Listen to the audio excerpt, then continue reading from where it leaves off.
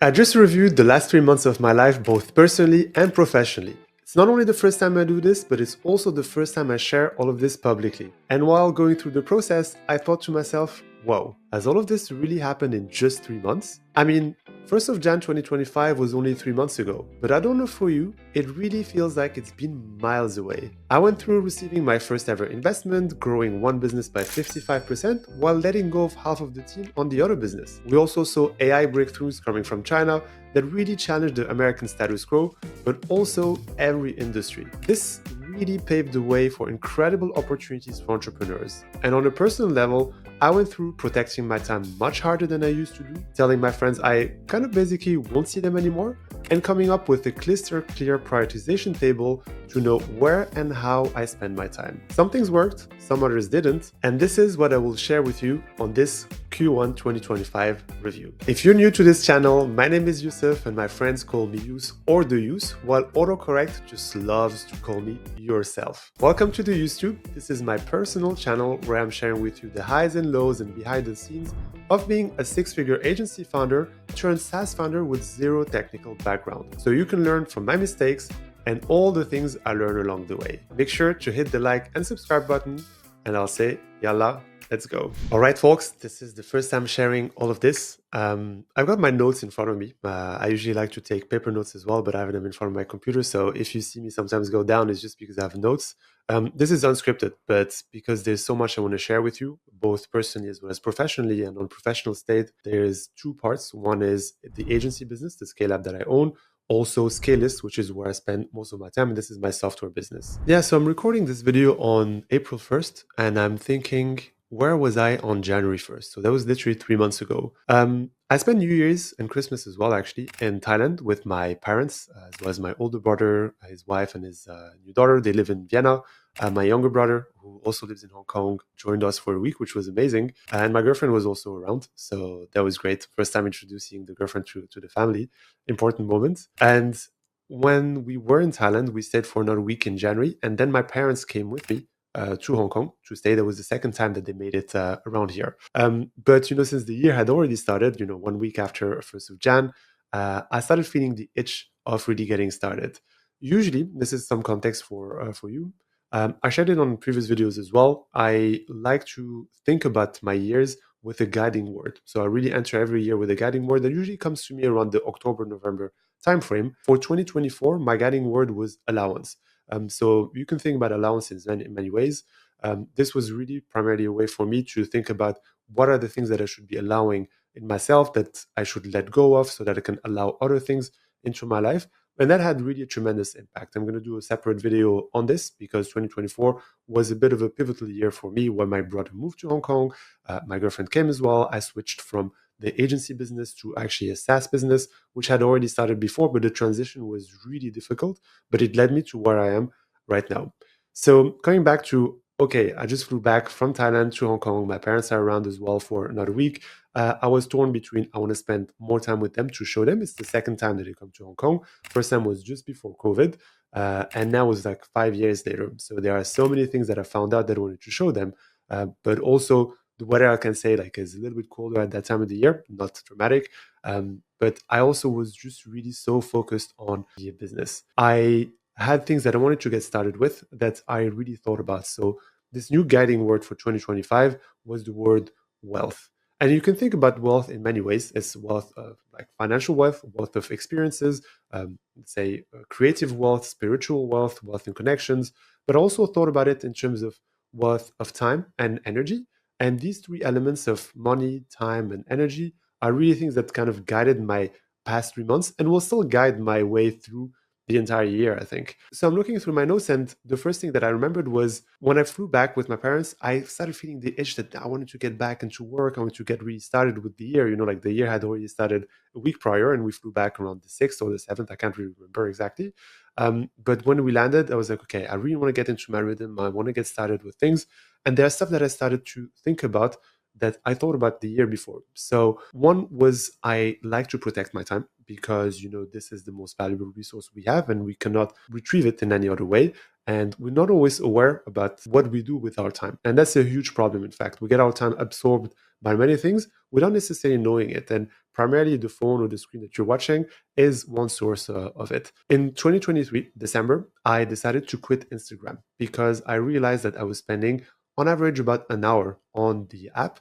And I can't say that I've ever felt satisfied using it, but not necessarily happy. And I say satisfied by, oh, I stayed in touch with my friends, or like, oh, I saw my friend's story that I was in high school with. That's amazing to see what they're doing. But the thing is, like, if you compound this time, so basically an hour per day multiplied by 365, I'm not a math genius, but that's 365 hours a year. If you make the calculation right now, 365 hours is exactly 15 days and 5 hours. So this really hit me back in 2023. I was like, whoa, I'm spending an hour per day, and that's like 15 days and 5 hours on something that is most often mindless that I don't really need.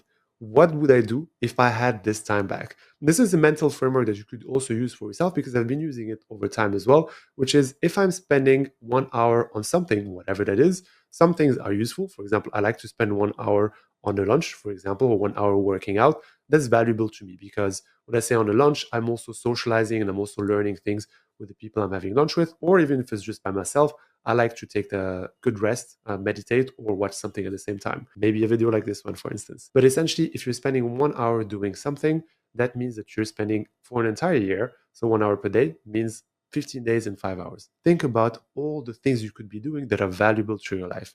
So that was really a groundbreaking thing for me. And I started the year thinking, okay, what are the other things that I can cut from my life to be able to have more time and therefore know what I do with my time?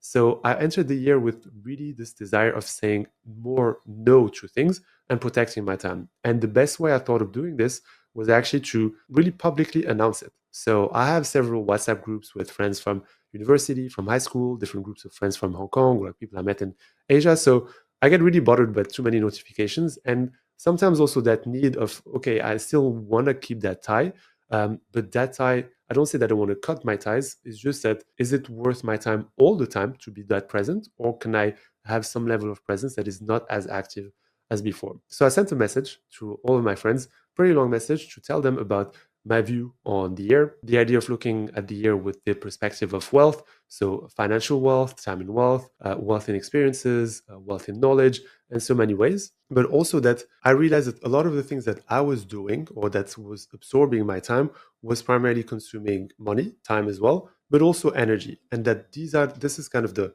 triangle of things that I would look at every action I'm doing. That's personally, and I'm putting the context together because it's going to be super important for work, so the two businesses. But at the end of the video, I'm going to come back to my personal findings and some of the next steps that are going to come through. So that was super important to say that. So knowing everything I do, so protecting my time, and therefore knowing what I'm doing with this time, and especially thinking about it in terms of, is this bringing me money, time, or energy? I know you're going to say, hey, Youssef, you're super extreme here. Everything takes time, money, and energy. You can't be cutting everything. So how do you prioritize? I think it's just a good mental model. So I would, for example, very much enjoy spending 2 hours on a hike with a friend, just like going to Victoria Park, for example, or the Peak, in fact, and having a long conversation that goes in depth. So this is taking time and possibly energy as well, because we're going to walk up, but I'm going to get from it probably more time and even more energy and even maybe ideas for money as well. But there are things, for example, the Friday night drinks, the partying all the time, for instance, which take up time, money, and energy, and honestly rarely give you stuff back because you may feel bad the next day. And this is always a trade-off. To choose is to renounce. Simple. You choose something, you renounce something else. And that's always a trade-off. So if you don't know that you're making actively a choice, that's a problem, because somebody or something is making a choice for you. And it's most likely not always in your best interest. Oftentimes, we don't even know what our best interest is. That's not something that I can say I completely figured out, but I'm trying to work towards it. But at least think about, what time do I have? What do I do with this time? Am I protecting my time? Then what do I do with it? Am I investing it in the right thing? One easy way to invest it in something that's useful is invest in learning stuff, learning things that can add value to yourself. You're your best asset. That's how I see myself as well. So that's really the big context of how I approach my 3 months review. I was pretty successful, I would say, with this. The message came really well. So my friends actually were positively receiving it. Some even got inspiration from it and said they would want to do something similar, look at their wealth, so financial wealth, other types of wealth differently as well. I started doing this JOMO list. So, FOMO, so fear of missing out, I started JOMO, which is joy of missing out.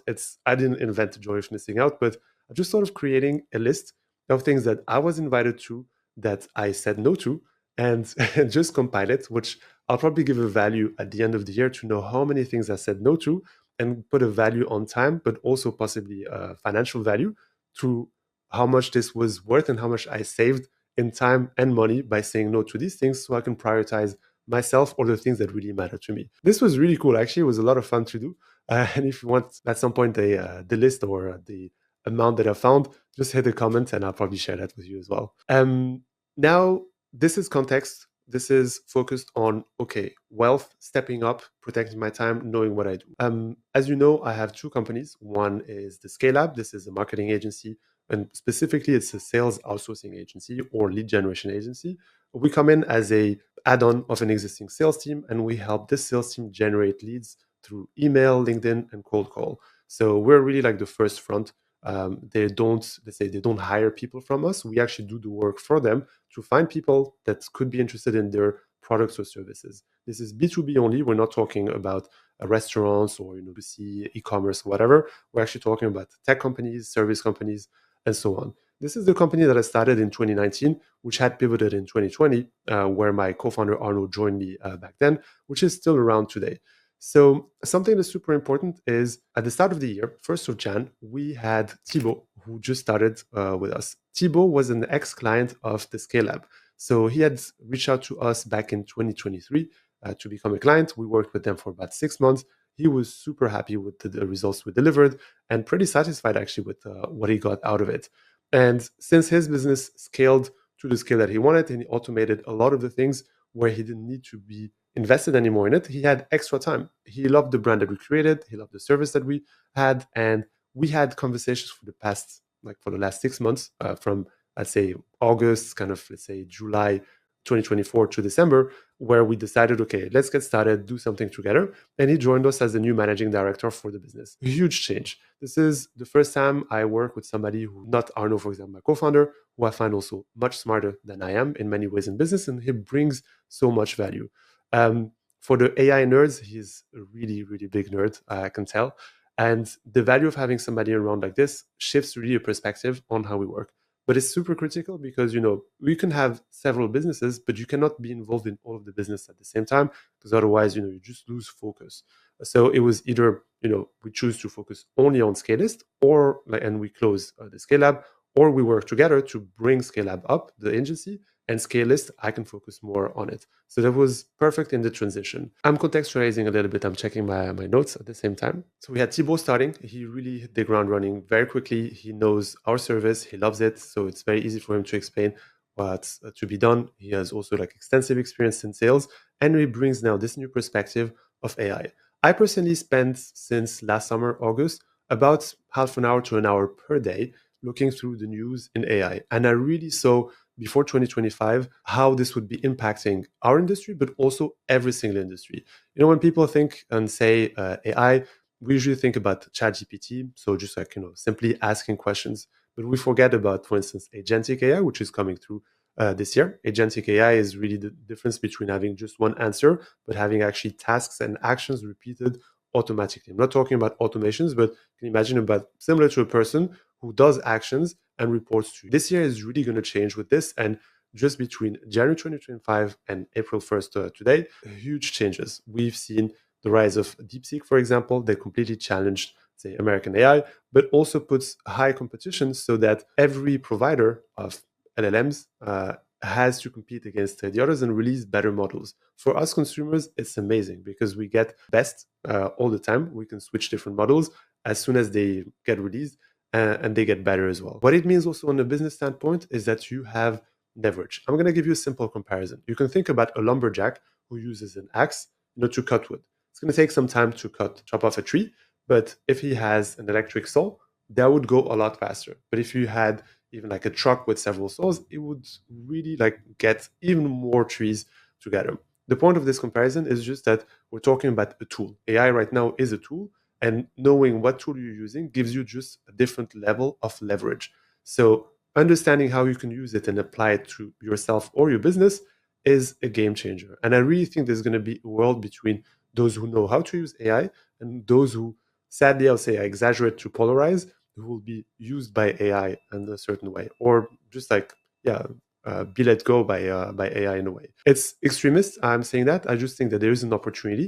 I use it every day, even to create this video, as in like to make the review for myself. I used a combination of DeepSeek as well as Gemini 2.5 to come up with a framework of how I should think about stuff.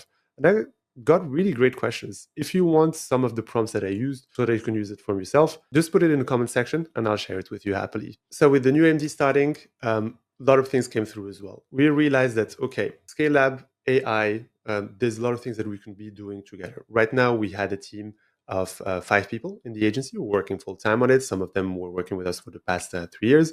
But we know that if we wanted to make a shift, we also needed to shift the knowledge and really increase the knowledge that we had in terms of delivering sales, but also using the latest tools for doing this.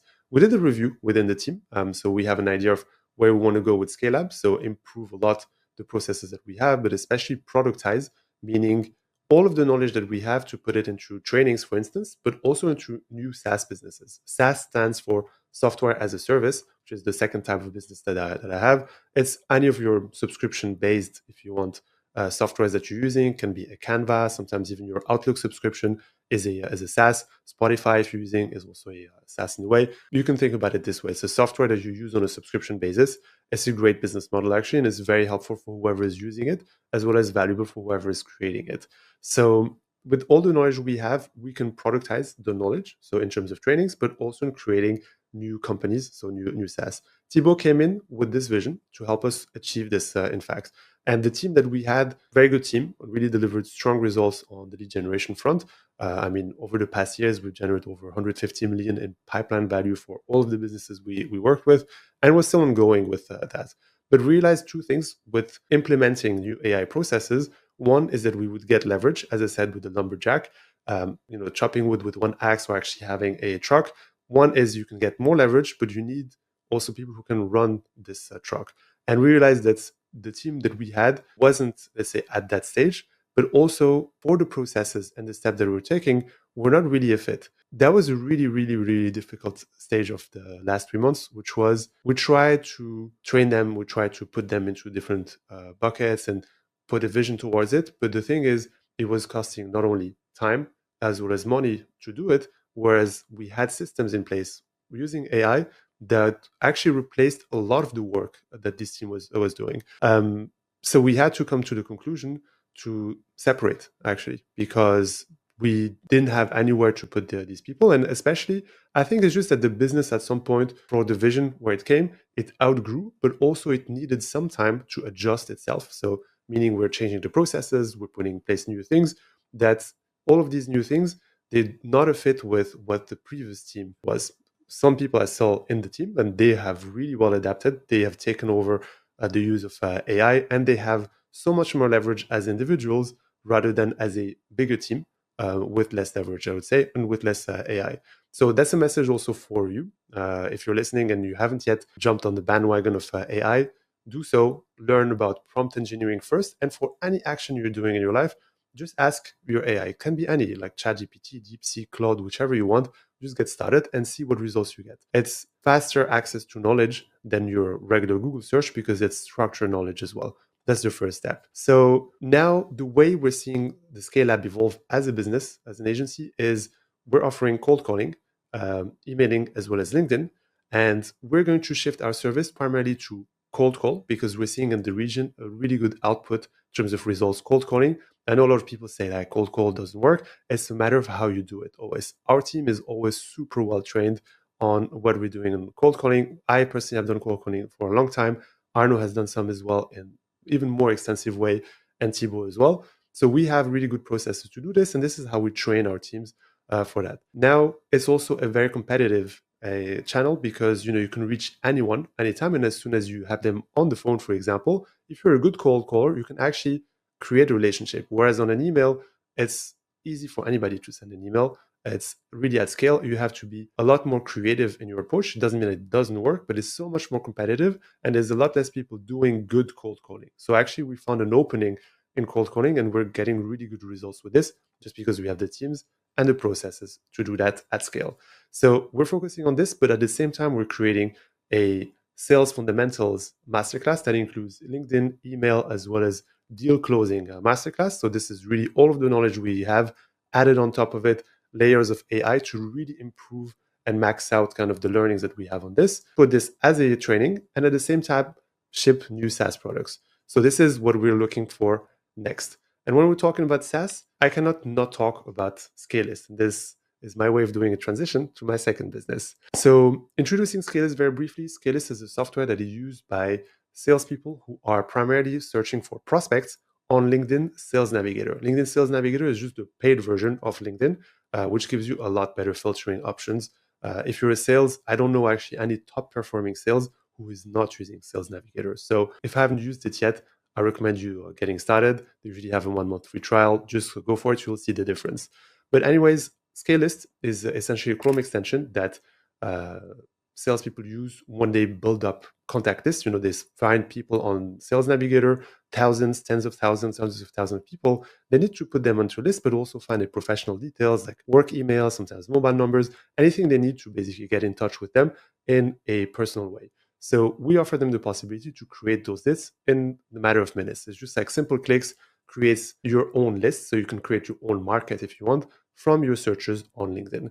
The ideation of this project has started in 2022 and launched in March 2023. So since then, it has grown, let's say, progressively. I have a separate video explaining exactly how the road from 0 to 5K and then the transition from the agency to the SaaS has happened. But essentially, we've been a bootstrap business, and the problem with being bootstrapped for a long time, it means that bootstrap means that you are not raising money. So you're using the money that you're generating to grow your business. And when you get started, if you don't have millions in capital, well, you have to find a way to fund this business because any business costs money to run and grow this way. If you have already, like say, $1 million in your bank, there's so much you can do: advertising, hiring people, creating new features, so much. But if you don't have this money, you have to think a bit more creatively, but it also takes time in the end. If you don't have the money, it will take time. This is again the same thing, time, money, energy. And the problem with being bootstrapped was that the transition from the agency to the SaaS took just so much time.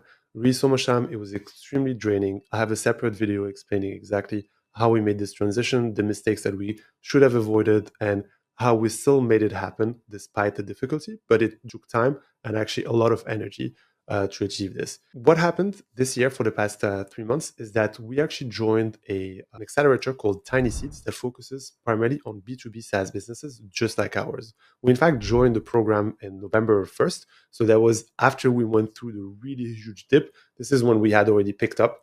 And we joined it primarily because we wanted a network of other founders who knew what we were doing, who were a few steps ahead of us and could help us scale. The funds, it's an undisclosed amount, but it's a seed fund, was supposed to be received in December. Nothing to do with the fund itself, like TinySeeds. They were ready to give it. They were absolutely ready. But it was just small details on an admin point of view because the business is registered in Singapore. The Singapore government, ACRA, just to not bore you with the details, had a major issue. You can Google that starting from December 9th. And they were just super slow in giving us the papers we needed to get approval actually from the investor. The investor was just ready. They were asking us, guys, what's happening? So this is something we needed to fight with the admin to get our funds in. And so therefore, in late Jan, early February, we finally got our investment in. Big moment because that's the first time we fundraise and it's the first time then we have capital. Last year, we spent so much time, suffering actually through the transition. And as I said, there's so much we learned from it by being bootstrapped because we didn't have the capital to transition. So we didn't need to invest time as well as energy for a slow transition that we knew if we had capital, what are all the things we would be doing? So the past 3 months, we've been deploying this capital to do SEO, ads, do better YouTube videos, one of which is this one, for instance, and also allocates this towards building better features for our users. In the past 3 months, we've grown 55% on Scaleist. This is huge. So on one side, I have a business where we've grown 55%. On the other one, we're looking to pivot and we've actually let go part of the team to be able to go somewhere else. It's like a ship that is going to a different direction that at some point has to let go of some weight just to be able to progress somewhere else. very difficult decision, but a necessary one. It's either this or there's no point, surfing the wave of AI, in fact. But the other business, so Scaleist, has grown 55%. And I see this even continuing because we have just started some of the actions. YouTube is our main acquisition channel. Really helpful because we have a separate channel called Scaleist. You can take a look at it, where we provide a lot of tips in lead generation for LinkedIn and plug basically Scaleist, our tool, to it as well. Small following, very engaged though, really valuable. And that's something that we see pursuing. I realized for years already, but even more so this year, the value of building up your personal brand. Shipping products, because AI is coming through, you probably have heard of vibe coding. If not, vibe coding is simply a means of coding thanks to AI. So shipping new products, shipping means creating actually and putting it publicly. So that people can actually use it. Vibe coding allows you to create games, to create new softwares that anybody can basically create without having technical background. So that means you or like anybody can create things. It's going to be easier, and it gets even more easier to create any kind of software business or product or service online, but it doesn't mean that it succeeds. The real difference is always in the execution and your ability to distribute that. So basically put it in front of people who would actually be able to use it. This is where the real competition is. Ideas and problems to solve is not what's lacking, it's actually delivering that. So that's why I invested a lot more now on my personal brand. I launched also the YoussTube. That was back 2 weeks ago.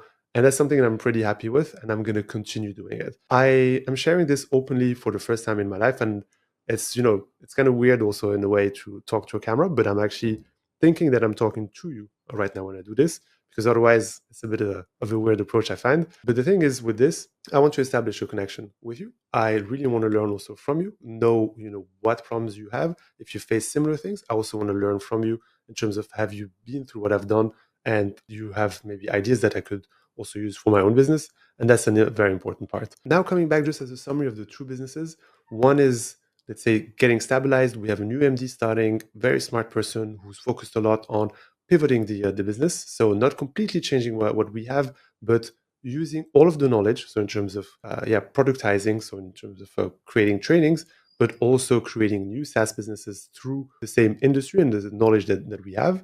That's something that's taken care of. So I spend basically about 10% of my time. First month was a lot more, of course, because onboarding somebody takes just time. But progressively, Thibaut has really hit the ground running and is taken over on his own. On the other hand, I have this business that is growing 55%. We just received our first ever investment, so we can deploy that investment and we can grow. When you deploy your investment, obviously, because you're putting cash towards the business, you're not profitable. Not necessarily a means to be profitable in the beginning when you have capital, because you have to deploy that. Deploying means spending that money so that you can get the return on investment. So next up, this is for the next 3 months, because doing the review without thinking about what you're going to do for the next 3 months is a little bit of a problem. Next one, on a personal base, this is super important. I've been protecting my time and I've loved it. I also feel pretty healthy, not only because I'm drinking tea. Right now I'm drinking, it's a lemon ginger tea, really good for focus. There's no caffeine in there. I can't handle caffeine personally. Oh, yeah, it's good. I've been drinking this while preparing this video, actually. I'm going to be protecting my time even more and use my prioritization matrix to focus on the things that really matter to me. I imagine my prioritization matrix based on the Eisenhower matrix. I'm going to leave a link to it in this video. So basically, it's allowing you to not focus just on a to-do list. Starting with a to-do list is fine. If you have zero prioritization, that's fine. Get started with this. But on your to-do list, there are things that are more important than others to do. And even more so, not just important, there are things that are maybe more urgent to do. If you combine both, so urgent, important are the number one things you need to be doing. Obviously, at the opposite spectrum, you have not important and not urgent things that are still on a to-do list. But in fact, if you put them together, you're like, I shouldn't even been doing this. So like, why not removing this? And doing this very methodically all the time has allowed me to really think a lot more on where I should put my time. And you can really think about your unit of time is something that you cannot, let's say, take back again or like ask a refund for. So I'm investing 1 unit of time on one thing. I'm hoping to get high results. But there's two versions of Yusuf. One who didn't used to have this prioritization matrix in his mind and would do just his work or whatever in matters of to-do list. And this Youssef has burnt out twice. Putting a prioritization matrix lets me really weed out things that are really not necessary. And I cut them. I just say no. For example, I said I've been socializing a lot less. And in fact, let's say socializing a lot less. I've been out maybe once, and that was just to say hi, I would say to friends. But that's something I completely took out of my life because I know now the trade-off. If I'm tired the next day, I don't have motivation, I don't want to do stuff, and then it comes back again for the next week and the next month, and it repeats itself. And then it repeats itself for an entire year, and ultimately, you haven't done anything. That's how I felt. Protecting my time, investing more as a investor, saving more as well, just to put a nice cushion for myself. This is something that we can all do. You know, when you protect your time, you can think about how can I protect my money as well. When you protect your money, what do I do with my money? And that's exactly what I'm going through. And one of the most important things, I realized that all of what I've been saying right now is so serious. Business here, business there, prioritization matrix, and so on. Where is the fun? This is a real question, you know. Where is the fun and joy? Luckily, I mean, I live with my girlfriend, Sarah. So we just moved in together in August last year. Separate story on this. My younger brother Nabil was also around at that time, so we had a cohabitation for a few months. That was fun. But essentially, having more fun means also, you know, putting the boundary on your time to do things that are not just work related. It's very easy to say. I have really struggled. Like, I mean, I struggle a lot with this because as soon as I wake up, my mind just starts and it gets going, gets going. Sometimes I get even woken up by ideas that I have, like for business or else. But putting time just for mindless and carefree fun, whatever that is super important. We started doing puzzles. We bought a board game called Carcassonne because I like also doing things that are not screen related. I spend my entire day in front of a screen. So it's nice sometimes to use your brain without having to look at a screen. It was really fun. And actually, I want to have more fun even for the next quarter. I've been looking at Switch 2. I know this is also related to a screen, but hey, I gotta let go as well sometimes to not say everything is bad with screens. Some things are nice too. And it's going to just like be able to wind down and share things. So this is something that I want to do more for the next quarter, which I have done really, really little. I scored different sections of my life. So between health, spirituality, business, personal growth, on a range of 1 to 10. And joy and fun actually was pretty low. I put a 3 to it. Not because I don't enjoy what I'm doing. I actually do enjoy a lot what I'm doing. But I realized that I completely weeded out fun and yeah, just enjoyment, like joy in general from it. So that's something I want to really put back into it. Now, second part is next up with Scalelab, we're going to be productizing our knowledge. You will see trainings. You can hold me accountable in the next 3 months. There might be other changes coming through, but this is how we're taking the direction right now. Productize our knowledge, deliver products, so services, or they're not services, but software as a services, so SaaS businesses that are relating to our industry. So ship more of that. And lastly, because we've started deploying capital with Scaleist, I want to see at least the same growth continue for the next 3 months. I said 55%, that was about 14.5% every month, so month over month, and it compounds. I want to see this continue, which is hard to maintain, of course, but especially I want us to reach profitability because, you know, we're spending a lot more. Let's say you were spending 0 before. So like, let's say you're making 1,000 and you were spending 500. So you're profitable by 500. Now we started spending 10,000. Wow, all of a sudden you're not profitable anymore, but you're investing this money to be able to reach profitability at some point. Reaching profitability in 3 months is a bold statement because we have cash to deploy and we could do it, but actually we're not far from it with already the deployment that we're having because we received the cash not at the moment where we needed the money the most. We had already done the transition. We received it afterwards. And that was a good fact for us because we had enough time to really think, oh my God, if I had money right now, if I had more cash for the business, this and this, and this is what I would be doing. It's not about purchasing liabilities as, you know, personal finance things. It's really about looking towards valuing the business, acquiring new customers, and doing more of this. For personal, invest more, save more, have more fun. Just thinking about this, that's really personal. Continuing with what I'm doing, like not changing everything I'm doing, but just being more mindful about this. One question that DeepSeek asked me that I thought was really amazing was there one thing that you did that cost you peace? And that's really a strong question. I couldn't answer it right away. And for me, it was primarily doing things that were outside of my schedule. And by this, I mean things that kept me up at night too long, that I didn't necessarily want to go to. And I said yes instead of saying no. So not protecting my time cost me my peace, actually. Very important. Scalelab, productizing, growing this, Scaleist, growing it further. And one bold prediction I have for you is that the last 3 months, there's just so much that happened in the world of AI. If you're not using it, you may not be sensitive to it, but it's going to affect you at some point. My bold prediction is, because in the last 3 months, it's almost like more happened than in the entire year. I think in the last 3 months, we'll have 3 times more happen than in the last 3 months. We will see things such as video creation being easy, voice creation, and even voice cloning. So even with my weird French accent, we'll be able to clone. And in fact, you'll be able to clone yourself with video as well, which you can already. It's not perfect, but you can do that.